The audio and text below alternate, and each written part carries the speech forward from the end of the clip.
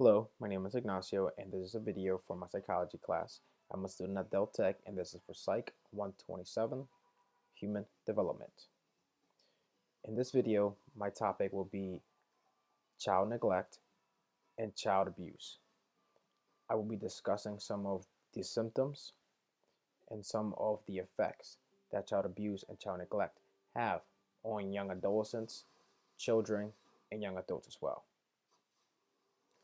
I'm hoping this video can help those who work in the childcare field notice some of the more difficult to spot symptoms. If you work with children, you know there's a lot of them coming through, and it can be difficult to notice some of the indicators, and at times they can go unnoticed. Hopefully this video will help you to spot some of those indicators and some of those symptoms. First, let's start out by defining what child neglect and abuse is. Child neglect is defined as the failure to provide the needed age-appropriate care for a child. And there's different symptoms, indicators to look out for. Some of those indicators can be poor hygiene, poor weight gain, inadequate medical treatment, um, or absence from school. With the hygiene section, what that can mean is that the student is coming in with dirty clothes, ripped shirts, ripped pants, or maybe he's not wearing the proper attire for that time. Maybe in the winter, he's not coming in with a hoodie, he's not coming in with a jacket, he's not coming in with the necessities in order to avoid getting sick. Also, maybe he's coming in and he's not very clean, he's coming in just very, very dirty. Poor weight gain, the child is either malnourished, very, very thin, or the child is just obese, meaning that he's not getting the proper nutrition from home as he should from his parents. Medical care, the child is just not getting the medical treatment that is necessary for them.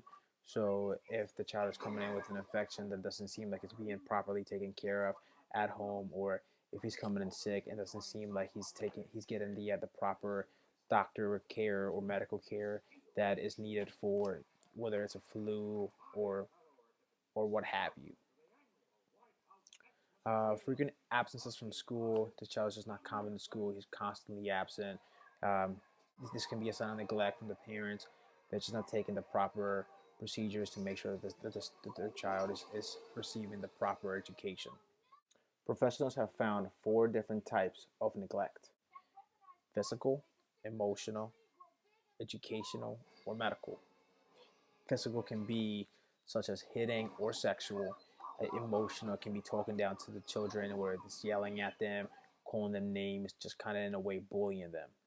Educational and medical, that child's just not getting sent to school. He's not receiving the proper education that's needed. And medical, he's just not receiving the proper medical treatments that are required for him. Every child is different. Not all children will have the same symptoms when it comes to neglect or abuse. Um, those who have experienced abuse or neglect will have their own response to the trauma. While some children have long lasting effects, others are able to recover quicker. In addition, some of the mental and psychological effects that abuse and neglect can have on a child development cut. In addition, some of the mental and psychological effects that abuse and neglect can have on child development is a slower brain development.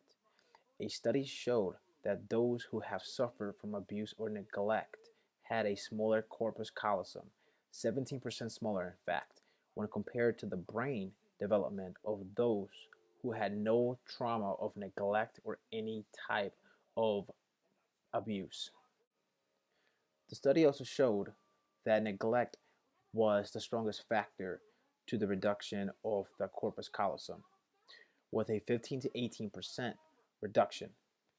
The corpus callosum allows the left part of the brain to work with the right side of the brain. In addition, children with neglect or abuse tend to have lower IQ scores and struggle more in school. In fact, a student who has trauma from neglect or abuse is more likely to be held back and repeat grades than one who has never suffered such trauma. Children also seem to have a tougher time socializing and keeping relationships. They tend to lack trust in others, especially trust of adults, due to the abuse. Parental neglect is associated with borderline personality disorder, attachment issues, or affectionate behavior with people they don't know or hardly know. Inappropriate modeling of adult behavior, such as offensive touching and aggression.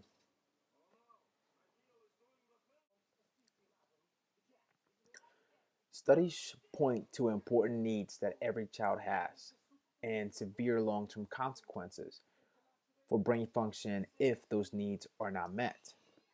They have a need to socialize, and accidental neglect can arise from recent technological advances, where it's much easier for a parent to give their child a tablet to keep them quiet rather than talking to them or interacting with them.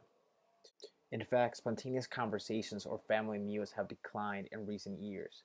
This is an example of unintentional neglect, and although it is unintentional, it still has a negative effect on cognitive and brain development of a child. The latest maltreatment report from the Children's Bureau showed an increase of child abuse from 3.6 million to 4 million between 2015 and 2017. Children especially in danger of abuse and neglect are those who come from young parents when compared to those who come from older parents. Some of the reasons found behind this is due to young mothers experiencing more adversity than older mothers, which places them at a higher risk for poor parenting. In addition, young parents tend to have more of a mental immaturity and a limited knowledge of child development. Young parents tend to live and the child tends to develop in more stressful environments than older parents. One of the reasons found behind this is due to lack of money and social isolation.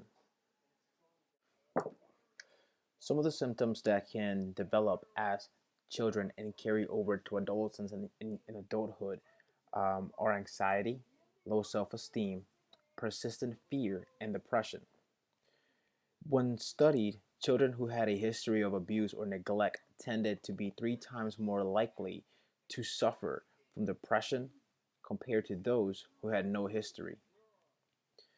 In the case of sexual abuse, adolescents and young adults tended to be 8 times more likely to contemplate and attempt suicide. This correlates with the increase of likelihood for those adults and teens to abuse alcohol and drugs. In fact, 2/3 of people in treatment for drug abuse report being abused or neglected as children.